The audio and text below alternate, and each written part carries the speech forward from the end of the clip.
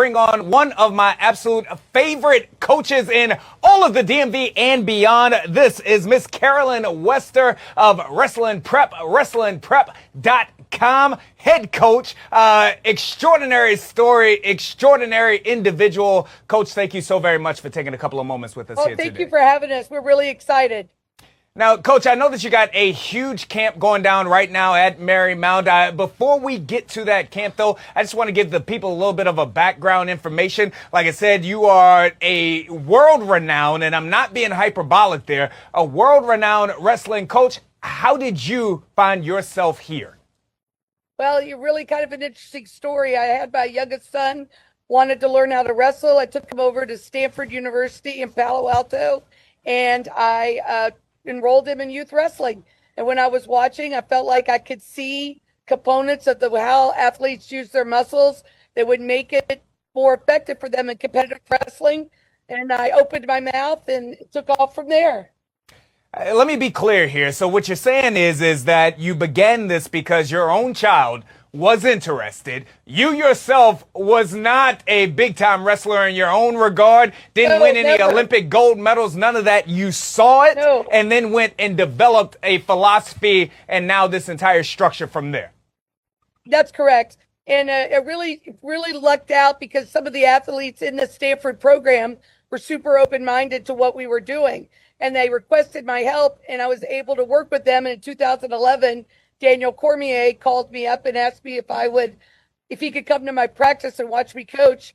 And then he invited me over to the American Kickboxing Academy, and Javier Mendez put me on staff. And then I started cornering in the UFC and doing things all over the world.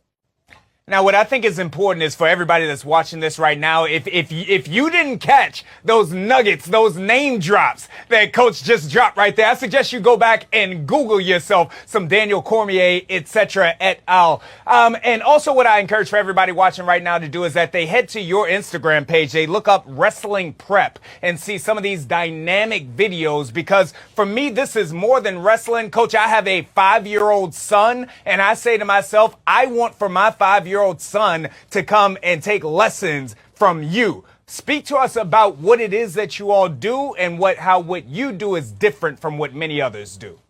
Yeah, so we teach by a math-based structure.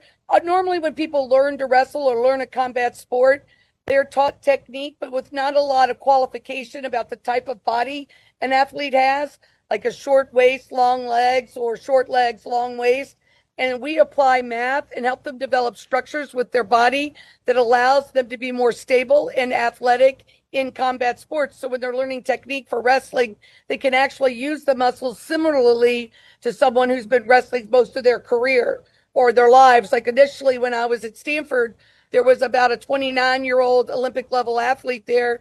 And then there was some 7th and 8th graders, and their parents would get upset when they couldn't emulate the structure or the success of the technique that the Olympic athlete was doing. And I would watch and say, they're not even using the same muscles. There's no way they could do that. So, how could we apply that and make that happen? And so now we use this methodology and this structure, which we call sequential muscle order, through body leveraging initially to learn how to use our muscles correctly. Then we apply it to technique.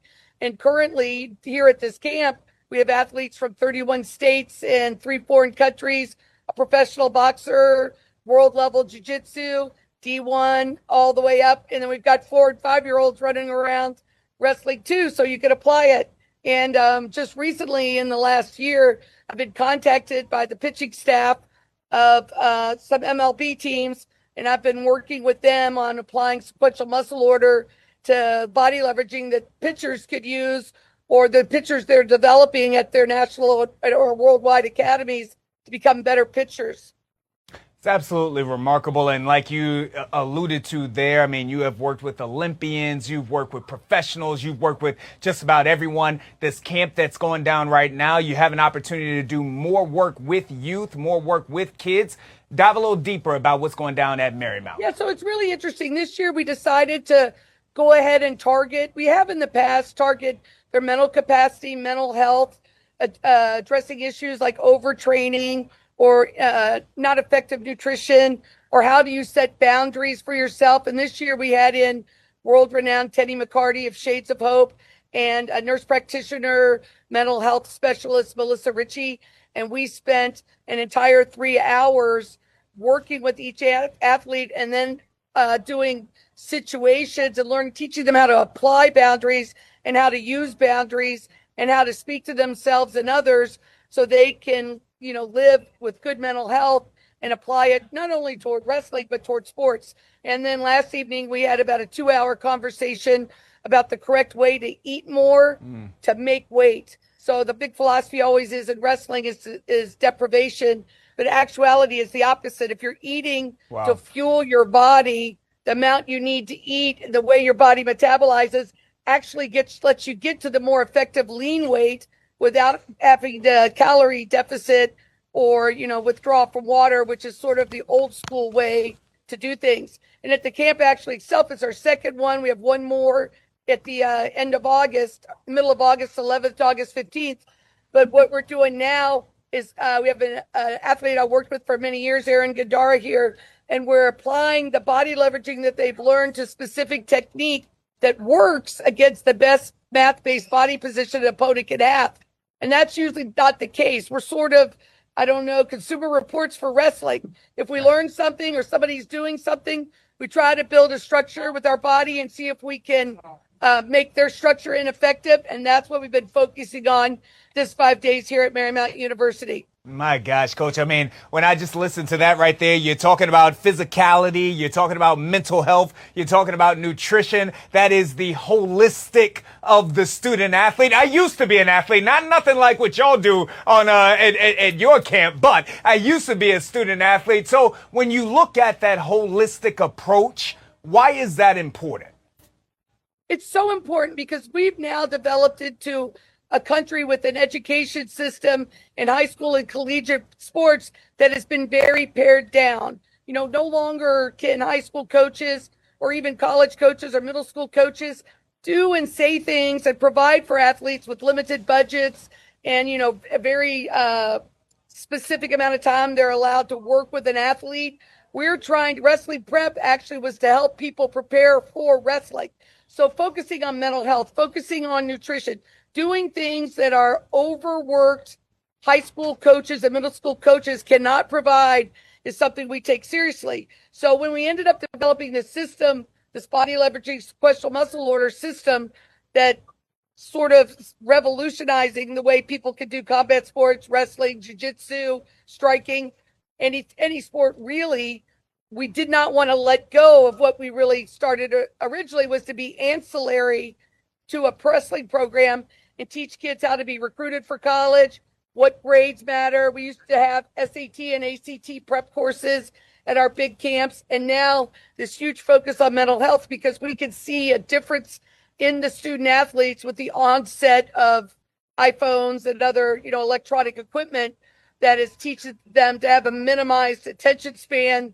It seems to trigger a serotonin response, but that's not conducive to being a good academic student, and it's not conducive to being a good athlete. So addressing these things, explaining to them the actual what happens to their physical body, how what they eat, takes away from what they're trying to achieve is, I think, very important if we're trying to develop a group of young people who go on to be athletes, who go on to serve our country or to be good parents if we let that go. And because I'm not a high school coach, I do this full time. I'm not trying to take care of other people in my life.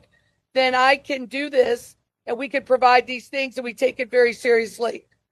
Absolutely love it. And again, for every single one of those reasons are the reasons why not only are you one of my favorite coaches of all time, but also someone that I would entrust my own son with if and when that opportunity arises. Well, Coach, I'm getting you out of here. I'm looking forward to you trying.